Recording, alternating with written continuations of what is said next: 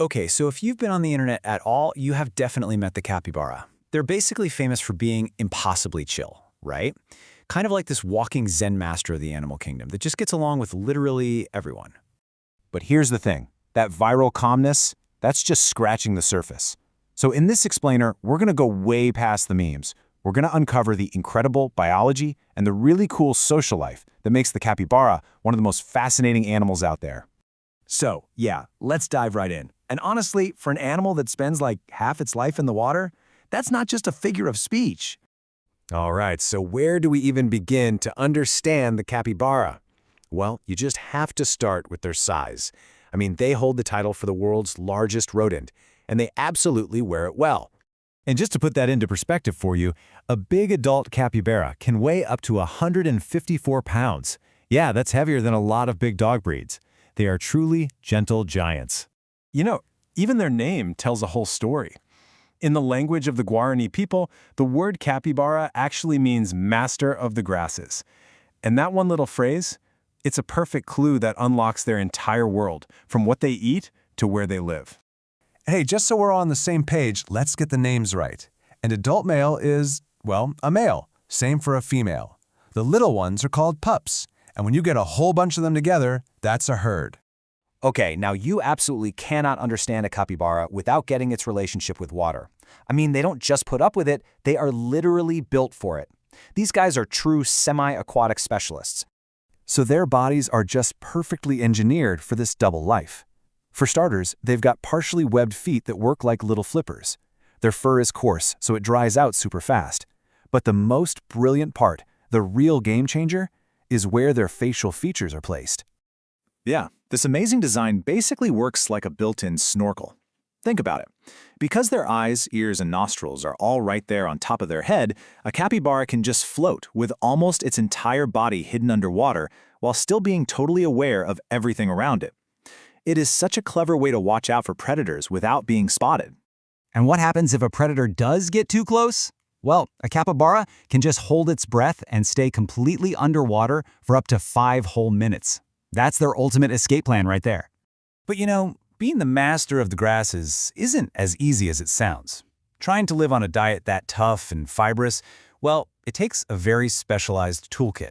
And for the capybara, it all starts with their teeth.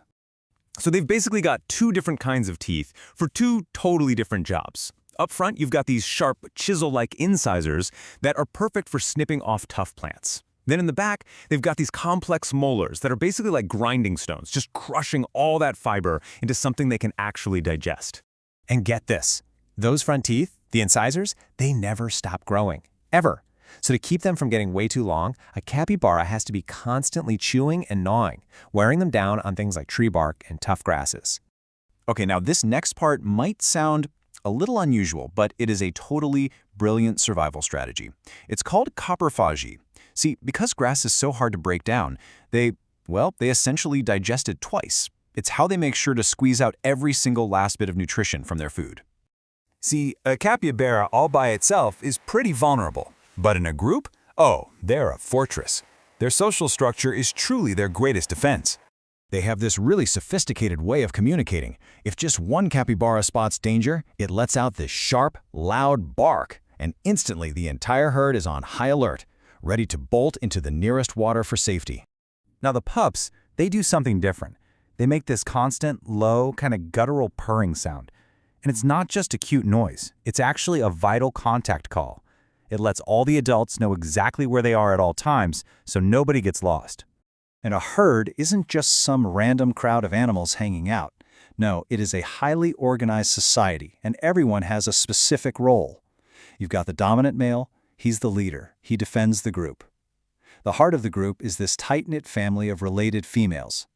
Then you have the other males who hang out on the edges, and they often act as lookouts, like a first line of defense. Everybody's got a job, and a big part of that job is taking care of the young. But honestly, maybe the most incredible thing about their community is how they raise their young. For capybaras, it really truly does take a village. So capybara pups aren't born helpless at all. They come into the world pretty much ready to go. The scientific term for this is precocial, and it's a huge advantage for an animal that has to be ready to run or swim away from danger at a moment's notice. I mean, just think about that for a second. A newborn pup already has all its fur, its eyes are open, and it can walk, swim, and even start nibbling on grass within just a few days. It's wild. And this is just incredible.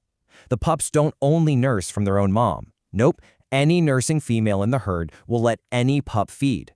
This communal daycare, it's actually called alloparenting, and it makes sure all the young have the best possible chance to survive. Plus, it just makes the whole group bond even stronger. So, when you pull it all together, what do we have?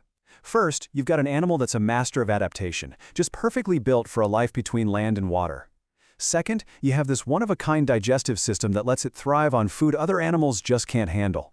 And finally, and this is the big one, its greatest strength is its community. I mean, their complex social bonds, the way they parent together, that whole system of guards and alarms, it all boils down to one simple fact.